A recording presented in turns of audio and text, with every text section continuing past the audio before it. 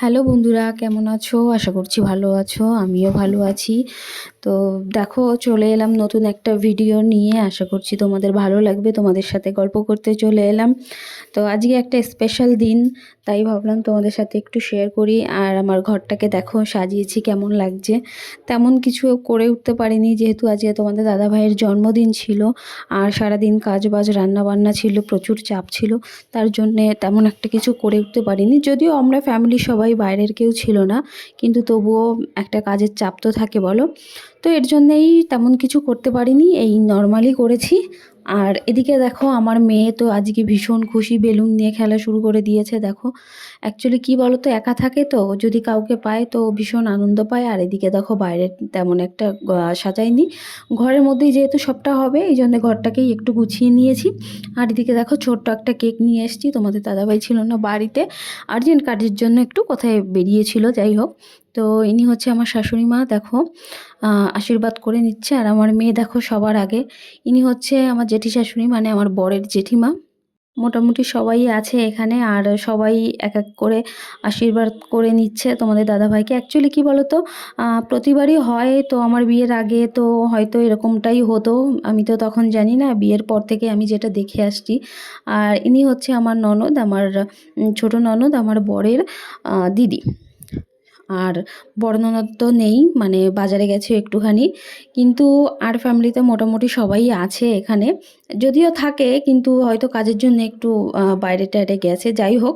তো সবার সাথে পরিচয় করিয়ে দিই। এখানে আমার শাশুড়ি, আর সবথেকে বড় ক্যামেরাম্যান এই যে। আর এই যে দেখো, মানে কি বলবো, আমি আগে ছিলাম না, ওই আমার ক্যামেরা করে দিচ্ছিল।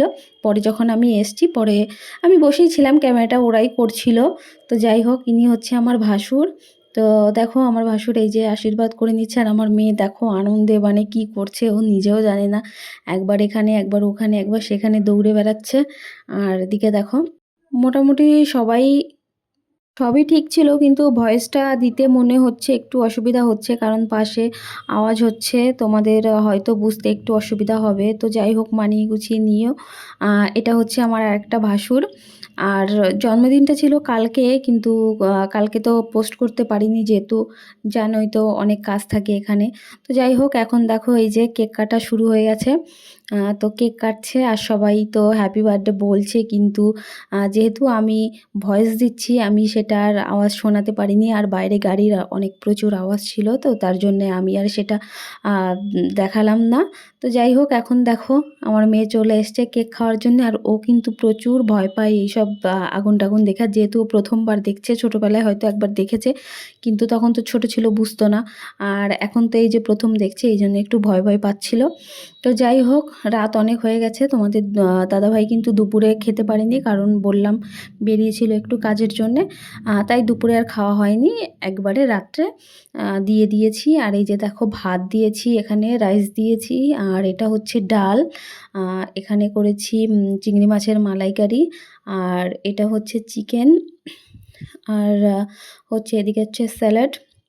কি বলো তো, ৫ রকমের যে ভাজাটা দিতে হয়, সেটা তোমাদের দাদাভাই কিন্তু একদমই ভাজা পছন্দ করে না, মিষ্টি ফিষ্টি একদমই পছন্দ করে না। তো মানে ওগুলো দিইনি, নর্মালি মিষ্টি দিয়েছিলাম, কিন্তু ও একটুও মুখে দেয়নি। তো যাই হোক, আর এদিকে দেখো, মোটামুটি সব কিছুই রেডি করে দিয়েছি। এখন আসবে, হাত মুখ ধুতে গেছে, হাত মুখ ধুয়েই চলে আসবে খেতে। তো চলো দেখতে থাকো।